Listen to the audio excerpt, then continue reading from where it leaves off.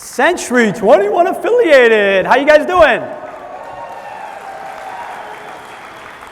A little round of applause for Kyle. He's going to be with us all day today. He is a super funny guy. Kyle, thanks for being here today.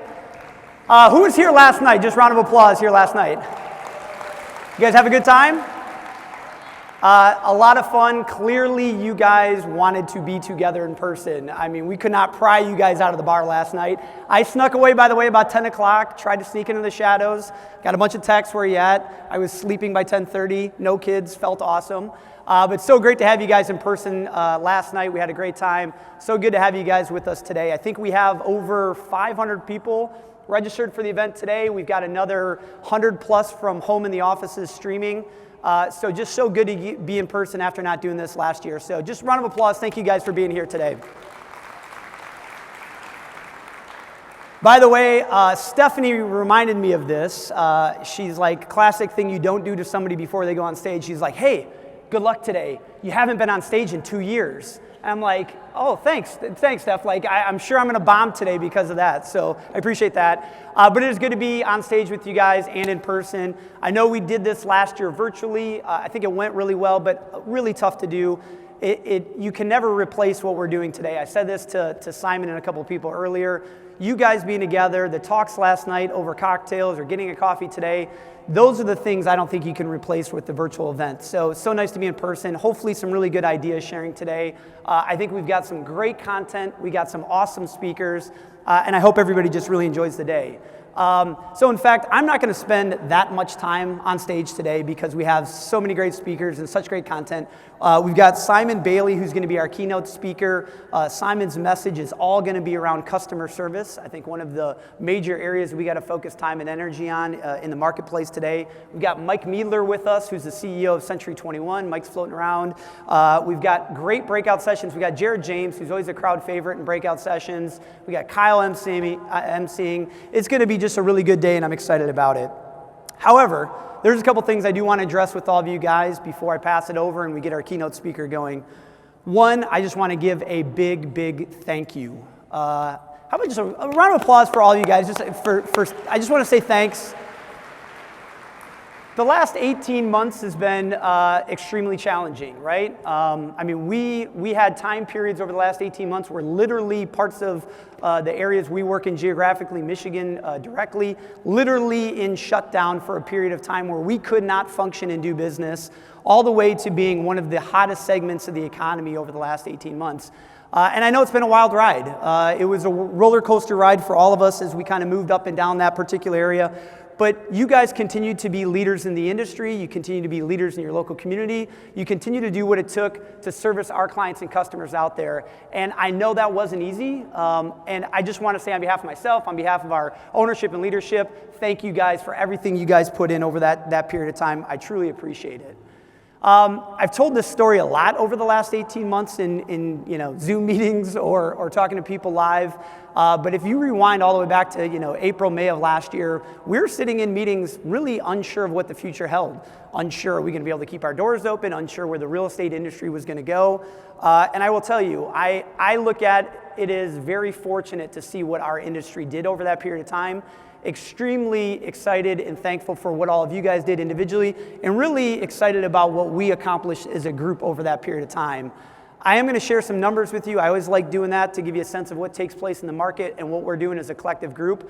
But really over that period of time that posed a lot of challenges in the industry, you guys knocked it out of the park. And I do want to talk about that for a second. So let me share a few slides with you guys. I'm going to share some numbers that we pulled. As I mentioned, we always like talking about this, but these are statewide numbers. I'm going to talk about some National Association of Realtors numbers, and then I'm going to share our affiliated numbers with you guys as well. But keep in mind, this is data that we pulled through August of this year. State of Illinois here, home sales up 20.9%, median sales price up 15.4%. August inventory supply at a 1.9 month supply compared to 3.2 in August of last year. And you will see this as a theme as I go throughout this. Home sales continue to be on the rise, median sales price really on the rise, but that inventory issue we continue to face, and we've been talking about it for probably 5 years, but really over the last 18 months continues to be crunched.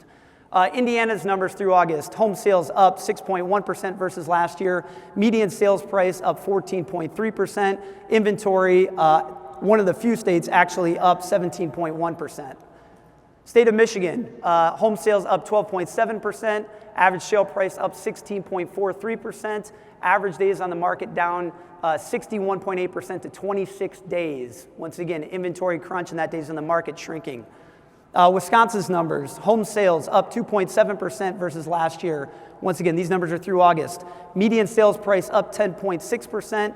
Inventory down to 3.4 months versus 4.2 months of last year. And then average days on the market down 26% to 65 days.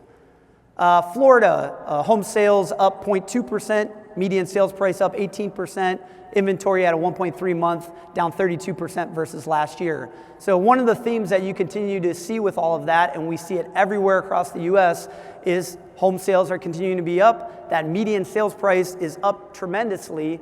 I'll talk about that a little bit later. I'm not sure that can be fully sustainable moving forward, and that inventory crunch continues to be there. Some numbers that I wanted to share because we were not together live last year, but these are some numbers that I think are really, really interesting. These are affiliated, all of us as a collective group, all of you streaming at home. I wanted to take a look at what does 2020 look versus 19, kind of pre-pandemic time period, and then what is 2021 versus 2020. And once again, this is year over year, same comparison, January through August. So one thing we always look at is what's our agent count? What does that look like?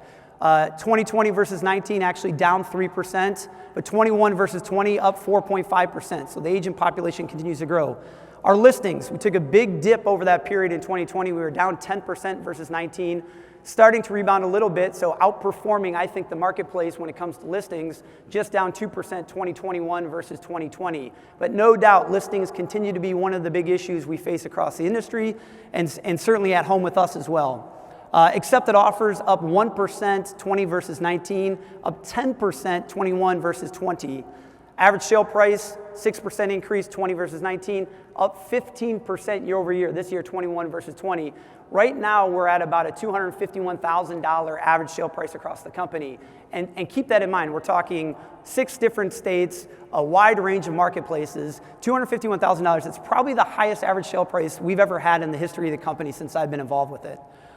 Closed units, we're actually down 20 versus 19, but look at the closed units, we're up 8% year over year, 21 versus 20.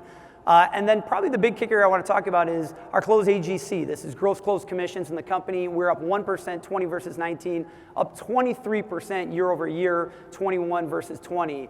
And one of the things I thought interesting, I put in there, closed $103 million. If you rewind to 2019, we were at the end of the year, a lot of you guys heard me speak, we were really pushing hard. Can we break the $100 million mark? Can we get there? And it was a big to-do. We finally crossed that threshold in 2019. Through August, we have crossed that threshold, and we've closed over $100 million in gross closed commissions so far this year. So congratulations.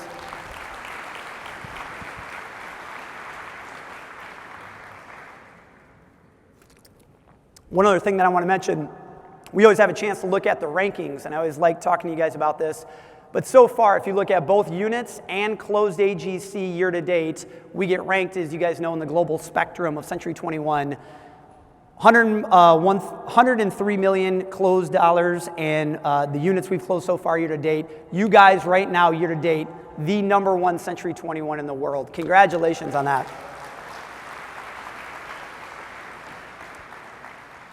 Always helpful. I always like sharing these numbers with you guys so you have a sense of where we're at as a company, also how we're doing against the marketplace.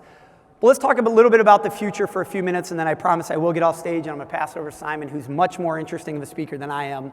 But let's talk about what's coming up. And despite all the success we've seen in these particular numbers as we go, late slide. NAR's numbers, I'll share with you real quick too. Home sales nationwide through August, slightly down 1.5%.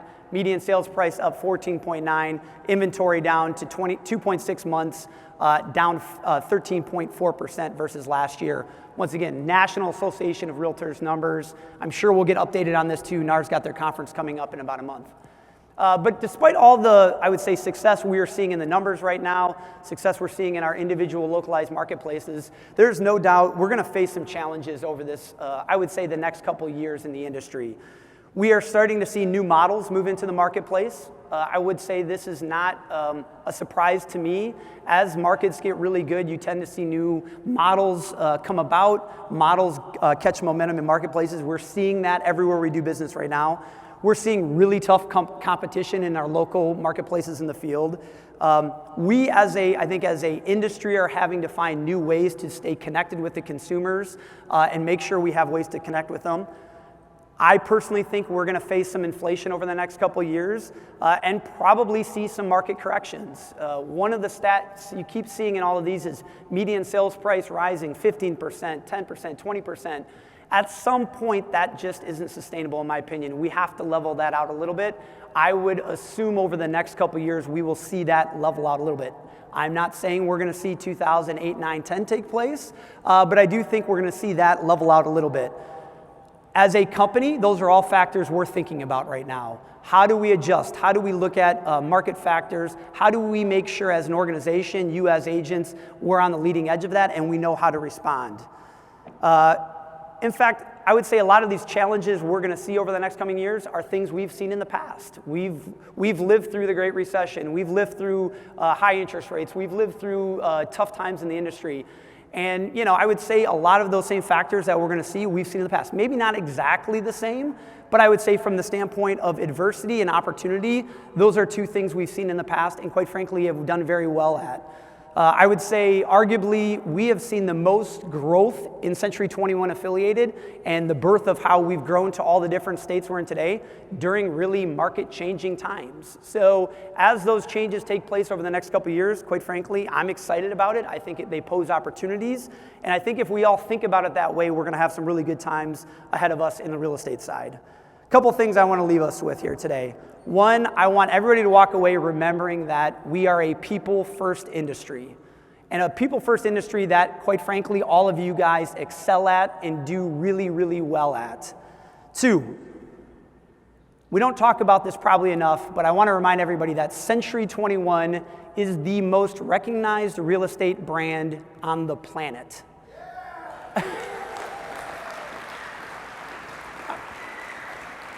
I'm sorry if I'm stealing your thunder there, Mike. And I'll say that again. Century 21 is the most recognized real estate brand on the planet. And all of you are the number one company within that brand.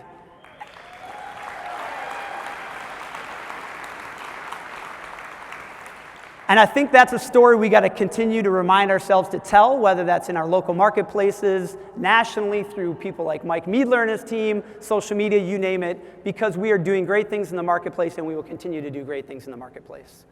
So in closing, a couple things. Can we give a huge round of applause for the staff that put this on? This is not an easy thing to do.